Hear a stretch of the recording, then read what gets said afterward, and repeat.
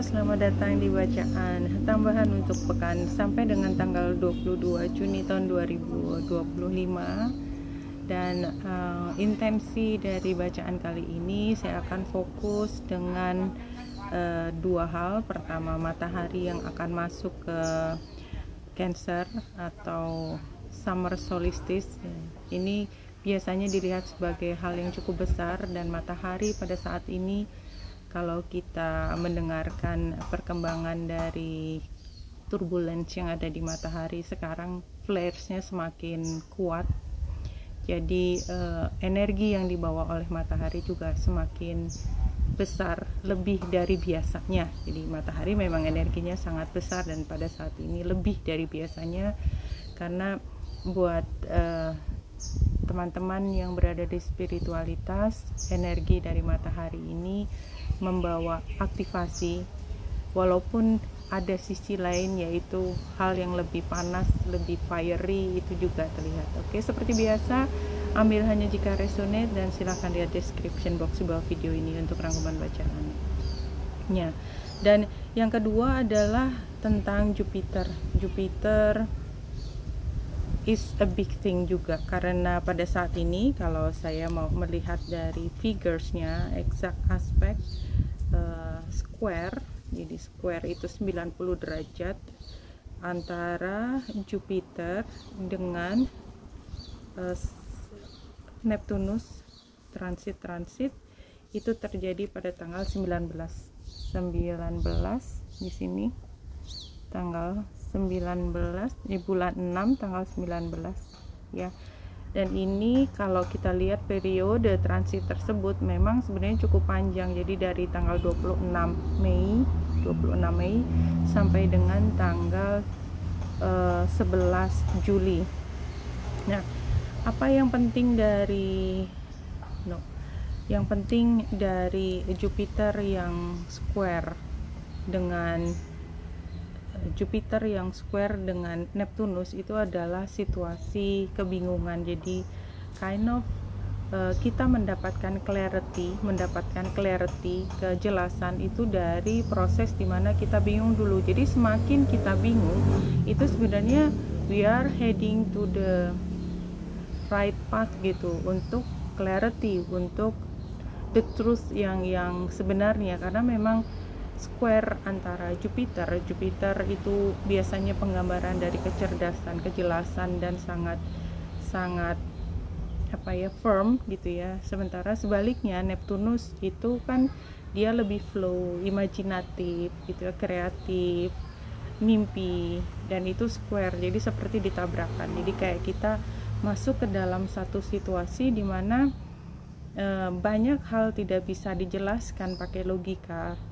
Tapi the only way we understand that dengan something di luar dari nalar, something di luar dari kepercayaan, keyakinan kita tentang apa yang benar, yang biasa kita pakai untuk melihat kebenaran di masa lalu. Nah, matahari yang masuk ke Cancer sebenarnya itu juga tidak menjadi satu kebetulan ya, bahwa di saat Jupiter masuk ke Cancer adalah zodiak air, dan dia yang mengatur adalah bulan gitu ya. Dan Jupiter itu sangat maskulin, bulan sangat feminin. Maskulin masuk ke rumahnya feminin, maka Jupiter, guru intelektualitas, itu yang berkuasa, yang menggerakkan adalah the moon, emosi, feeling, intuisi. Air kan, mood itu juga jadi penting. Jadi kadang-kadang pada saat kita moodnya aneh gitu, justru itu sedang diarahkan untuk think out of the box, seperti itu. Jadi kayak intelijensi kita itu menggunakan kompas perasaan. Jadi yang biasanya kita menggunakan data dalam bentuk tangible yang jelas, dari itu ya panas, dingin, terang, gelap. Sekarang rasanya bagaimana, tapi itu adalah data yang paling utama untuk mengolah informasi pada saat ini. In other words, jadi kalau pada saat ini kejelasan itu harus dibahas dengan cara yang tidak biasa, kita harus berpikir out of the box. Dan dalam situasi seperti ini, yang paling perlu kita ingat adalah don't judge, jangan menghakimi. jangan berpikir bahwa kita adalah yang paling tahu, karena the truth is about to revealed. Itu yang harus kita lihat. Saya udah siapkan beberapa deck di sini. Thank you banget buat teman saya menyiapkan tempat di sini sehingga saya bisa membuat video yang sangat asik seperti ini. Thank you banget.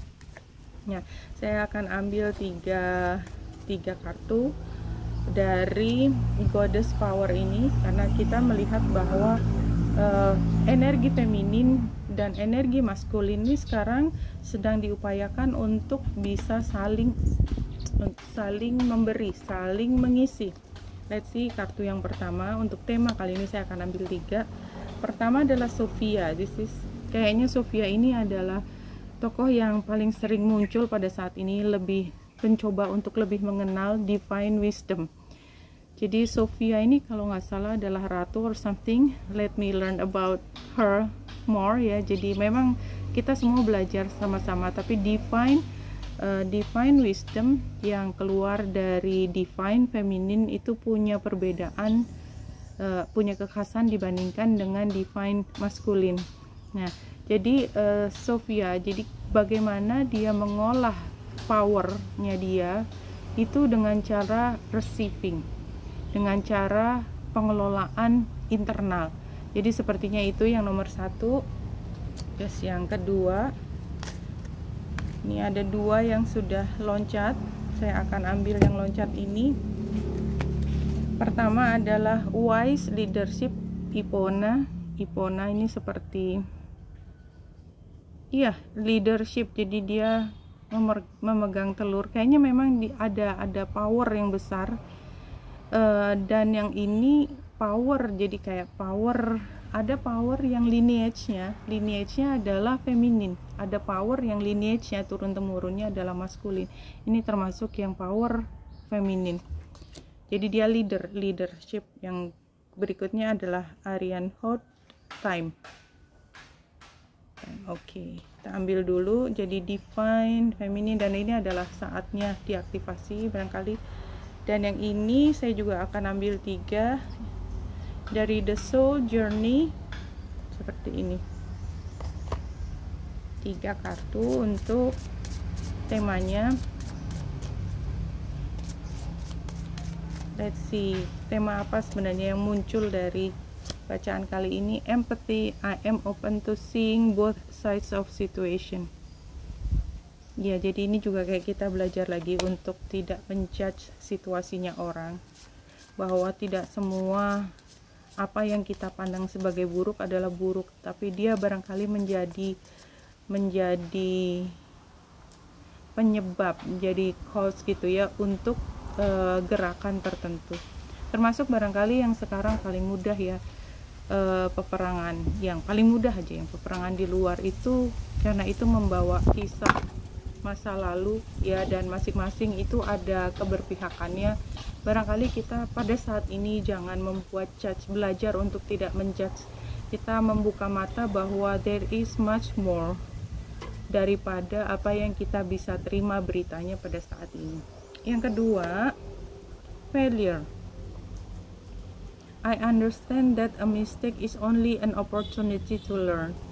Ya, jadi saya belajar tentang banyak hal ya, terutama kalau di ilmu saya, misalnya belajar tentang fungsi dari otak hemisfer kanan, hemisfer kiri, bagaimana dia mempengaruhi keterampilan analisis kita, keterampilan operasional kita, matematika, bahasa. Itu semua ada di otak.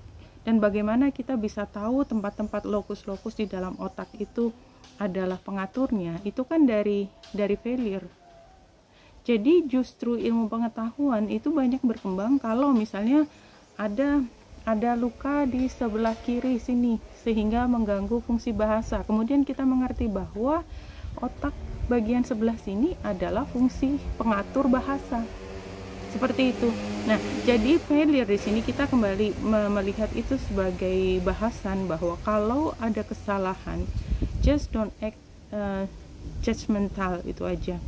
Jangan dimarahi. Kalau kita punya murid, kita punya anak yang harus kita ajari, jangan dimarahi dengan sangat melukai hati, karena itu akan dibayar nanti. kita sendiri akan menerima bayaran negatifnya ke depan barangkali, I don't know, no. Kemudian yang ketiga,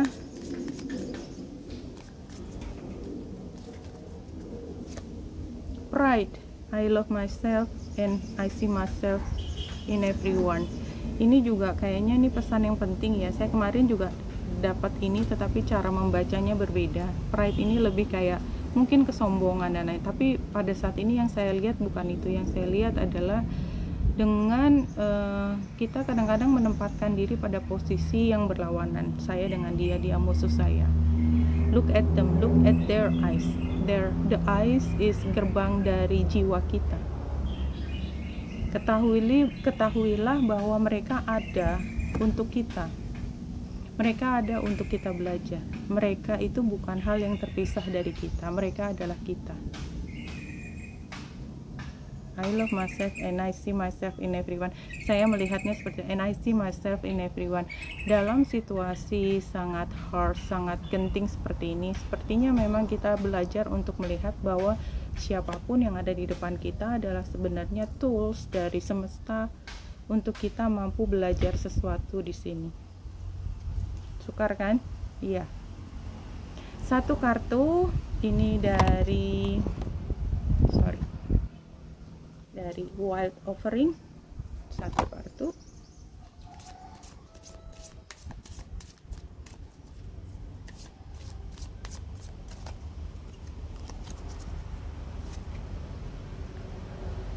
Contentment like this. Kita baca contentment. You can learn to rest in what you already have and already are. Suddenly you remember, I'm right here resting in God. Jadi kalau di sini dari kalimatnya ini, this is not very easy ya to explain. Contentment itu artinya cukup, merasa cukup. Kita nggak sedang haus, hati kita nggak bolong ya, kita merasa enough, cukup. You can learn to rest in what you already have. Jadi kita belajar untuk tidak menjadi agitated, menjadi gelisah, menjadi merasa kurang dengan apa yang sudah kita punyai dan apa yang menjadikan diri kita already are.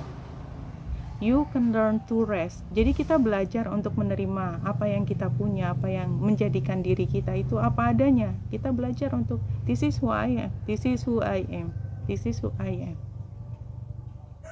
I don't need anything more. I don't need anything more. I can rest with what I have. I can rest with I already am. Suddenly you remember, tiba-tiba kita ingat, I'm right here resting in God. Kenapa kok kita enough ya? Karena kita punya Tuhan kita punya semesta, dan kita di dalam genggaman Tuhan. Jadi bagaimana kita bisa kekurangan kalau kita berada di tempat yang punya semuanya? Oke. Kita lanjut, ini 4 kartu dari Romance Angels. Dari Romance Angel 4 kartu, mulai dari situasi, challenge, advice, dan outcome. Oke. Mulai dari situasi, getting to know each other. Getting to know each other, situasinya berarti memang masih banyak yang perlu kita ketahui dengan orang yang ada di sebelah kita, atau orang yang ada di dalam diri kita, whoever, kelompok yang ada di depan kita, audiensnya kita. We need to learn each other. Apa yang kita butuhkan, apa yang kita inginkan, apa yang kita bisa exchange energinya dari satu dan lainnya, termasuk dari kita sendiri. Apa challenge dari semua ini? Challenge-nya adalah deception. Clear ya? Jadi challenge dari semua hubungan adalah kita tidak menerima kebenaran. Dari truthful information, honest information. Kadang-kadang benar atau salah itu menjadi relatif ketika yang lebih penting adalah rasa. Tapi kita acknowledge rasa itu. Kalau kita marah, kita acknowledge. Kalau kita happy kita acknowledge, kalau kita grateful kita acknowledge. Tapi di sini deception, mungkin kita masih denial dari informasi tersebut, I don't know. Tapi yang jelas memang kenapa kita denial, karena kita barangkali banyak membuat asumsi, kita banyak menerka-nerka, dan asumsi kita anggap adalah satu kebenaran tanpa mencari tahu lebih jauh lagi kebenarannya seperti apa. Dan dari dasar itu kita memperlakukan mereka dengan cara yang tanda petik tidak adil atau tidak sesuai dengan kebutuhannya dia, tidak sesuai dengan situasinya. Kita bisa merendahkan mereka tanpa kita sengaja, atau kita termakan bujuk rayunya karena terlalu tinggi kan. Jadi kita overestimate atau underestimate dari apa yang sebenarnya, deception. Jadi apa sarannya? Apa saran dari semua ini? Apa sarannya? Flirt ini yang saya ambil adalah ya udah getting to know each other. Memang tujuan utamanya adalah getting to know each other, no? Tetapi dengan cara have fun aja, nggak usah serius banget, don't be too serious ya. Selagi kita berinteraksi, kita pakai kata-kata yang seperti bercanda, tapi bukan dalam arti merendahkan. Tapi flirt itu selalu praising kan, kita flirt itu bukan merendahkan orang, that is not a flirt. Flirt itu kita menyanjung ya, kayak film sinetron Indonesia ada sampai banyak banget tuh zamannya saya, flirt. Tapi kita menyanjung, tapi kita paham bahwa sanjungan itu sebenarnya gunanya adalah untuk membuka komunikasi, mengatakan hal yang lebih positif, dan memilih kata yang positif daripada hal yang negatif. Dan kita paham bahwa situasinya memang situasi yang tidak terlalu serius, jadi don't take it too hard, tetapi kita membina suasana yang lebih positif. So apa outcome-nya? Let's see outcome-nya.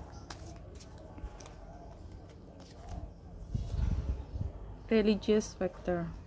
Ya, semua religius itu ada keyakinan kita. Jadi ini yang lebih dalam. Jadi kadang-kadang dalam berinteraksi kita lakukan dengan ringan, dengan sederhana gitu, dengan apa adanya, tetapi dampak dari hubungan tersebut itu menjadi hal yang sangat mendalam. Jadi kalau pasangan suami istri ya, perhatikan aja pasangan suami istri yang tidak bisa bercanda, itu biasanya melihat hubungan tersebut sebagai hal yang berat.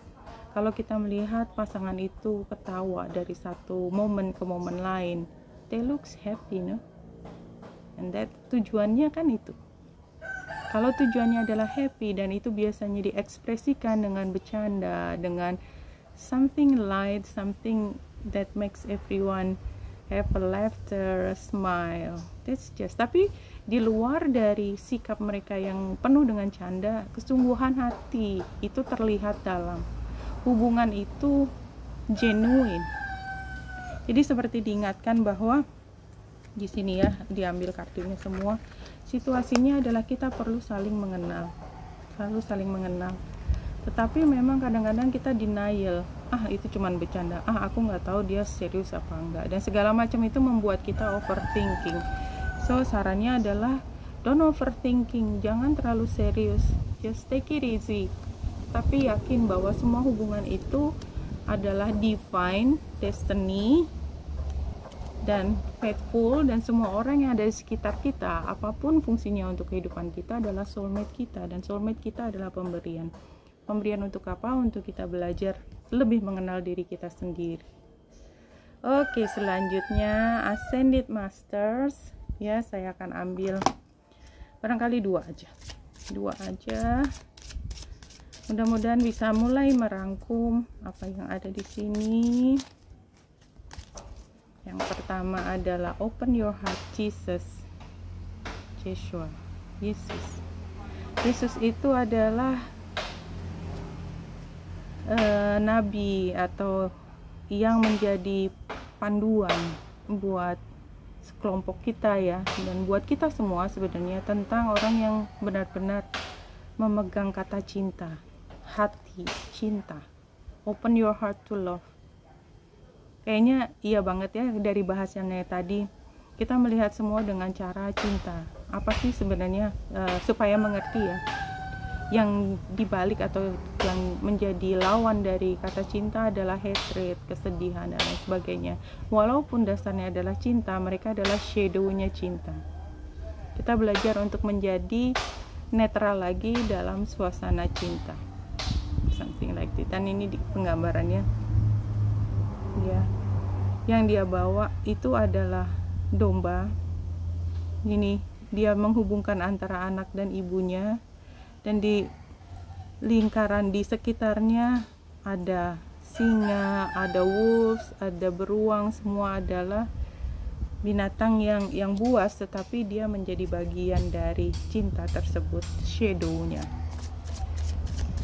Oke, satu lagi. Ini Apollo, focus on your strength. Jadi apa yang membuat kita kuat adalah cinta ya, seperti kartu The Sun ya. Strength, Apollo, focus upon your strength ya. Jadi di sini memang arahnya memang kita semakin menyadari kekuatan kita dalam kita membina hubungan ya. Biasanya di situ ada kekuatan. Jadi kalau banyak tuh film terutama dari Asia, kita pakai gelang benang warna putih, ada yang warna merah juga. The point is, setiap hubungan itu punya kekuatan, dia punya energi sendiri. Ada yang menghubungkan itu diekspresikan dalam benang tadi. Benang itu kan kuat, menyatukan, tipis tapi ada gitu ya. Dan kekuatan tersebut di dalam hubungan ya, itu kemudian kita belajar bahwa kata-kata yang bergerak di antara benang tersebut itu punya makna. Kita bisa lihat bahwa orang yang berdua terus itu kelamaan menjadi sama caranya bicara dan lain sebagainya. Itu kekuatan yang menyatukan, membuat mereka menjadi in alignment. Nah, ketika ada satu masa terjadi konflik dan tidak lagi in alignment, kata-kata itu tetap strong karena dia udah pernah dibangun. So be careful with your words. Kenapa? Karena kata-katamu strong. Kalau kita cursing somebody, kita judgment ke orang, misalnya kita katain anak kita dasar males dan lain sebagainya, diingetin kan? Kata-kata kita itu bisa menjadi kenyataan buat mereka. Karena ngapain saya untuk menjadi lebih rajin kalau dari awal juga selalu ibu saya mengatakan saya malas, something like that. It's a psychological thing, semua orang juga bisa melihat. Oke, saya kayaknya ini yang terakhir, saya akan ambil tiga kartu untuk menutup bacaan kali ini. Kira-kira apa yang menjadi pesan untuk menutup bacaan kali ini? 3 kartu untuk menutup bacaan kali ini. Yang pertama, Nine of Air. Nine of Air ini dari kemarin keluar terus ya, dan saya biasanya kembali lagi sama ya, karena ini untuk menutup. Di tengah kebingungan kita mencari clarity dari cara yang tidak biasa, salah satunya yang memperkuat spiritualitas kita adalah mimpi, dan saya sudah kerasa. Jadi ini barangkali kembali mengingatkan teman-teman, kayaknya kita perlu punya metode untuk mencatat mimpi kita, mengartikan mimpi kita. Belajar untuk tidak hanya melihat itu sumber informasi yang besar, tetapi sukar untuk coding. Tapi kita belajar untuk mengkoding mimpi kita. Setiap kali bangun diingat kalau memang ada pensil dan kertas ditulis, tapi kalau kita kayaknya sekarang lebih pakai HP ya. HP cari yang note, langsung diketik atau suaranya aja kita rekam. Tadi mimpi apa? Terus kemudian sekarang kita punya AI ya, ada HP semua pakai AI atau HP apa aja, Google apa aja. Mimpi kita yang paling dominan apa, diketik. Dream tentang kucing warna apa, katakanlah. Coba artikan. Ini mengasah sensitif kita untuk menerima messages ya, messages dari dunia realem ya. Oke. Tapi karena dia udah keluar terus, sehingga mau nggak mau sampai caranya pun mungkin perlu dibahas gitu ya. Yang kedua,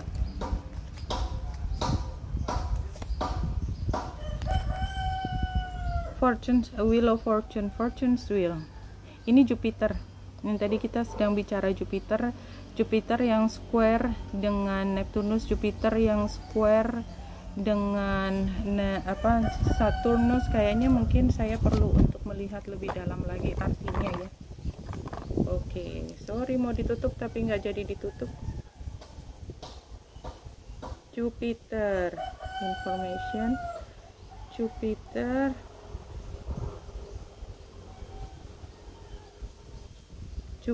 yang square dengan Saturnus itu yang restless, discontent. Oke, memang discontent, ketidakpuasan itu sekarang, dan ini agak panjang ya. Discontent itu memang in the star ya. Jadi kita bisa paham bahwa orang tuh restless, kayaknya kekurangan, semua rasa kekurangan, pesimistik ya, depresif, dan self destructive attitude. Jadi kita harus ingetin lagi ya, itu ada dari sananya memang energi tersebut, Jupiter yang square dengan Saturnus. Jadi kayak kita diingetin lagi untuk terus ningkatin frekuensi kita, jangan terlalu sedih.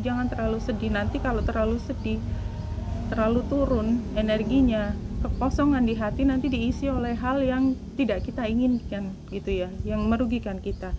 Jupiter yang square dengan Neptunus, social problem that needs to be recognized, overcome, may result in unbalanced, mystical, and religious devotion that only tends to confuse.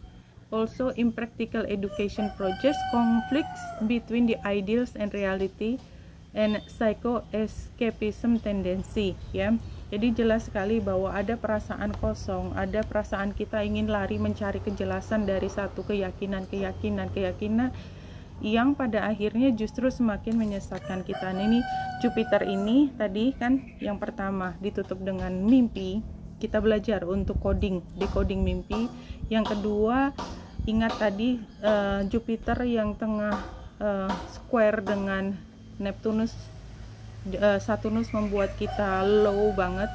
Yang dengan Neptunus tadi, Saturnus membuat kita low frekuensinya, Jupiter dengan Neptunus membuat kita bingung. Kemudian, tapi kan kita udah belajar untuk tidak judgmental, kita untuk belajar bahwa lawan kita tanda petik adalah bagian dari diri kita, pelajaran kita. Dan kita decoding apa sebenarnya pesan yang ingin disampaikan ke kita. Dan yang terakhir adalah Nine of Water. Be happy with yourself, just be happy with yourself. Ini kayak Ariel ya, Ariel dengan ini ada diamondnya. Jadi look at this treasure in gold, how many wonders can one go and go ya. Jadi ini kayak kita belajar untuk merasa cukup dengan diri kita, merasa happy dengan apa yang kita punya, termasuk fisik kita, termasuk kepribadian kita, keluarga kita, di mana kita dilahirkan, tempat di mana kita dilahirkan. Kenapa kok saya bukan jadi orang dari suku ini? Ini adalah pilihan kita. Oke, Wenita Indra di sini, semoga membantu. Salam hati dan cahaya.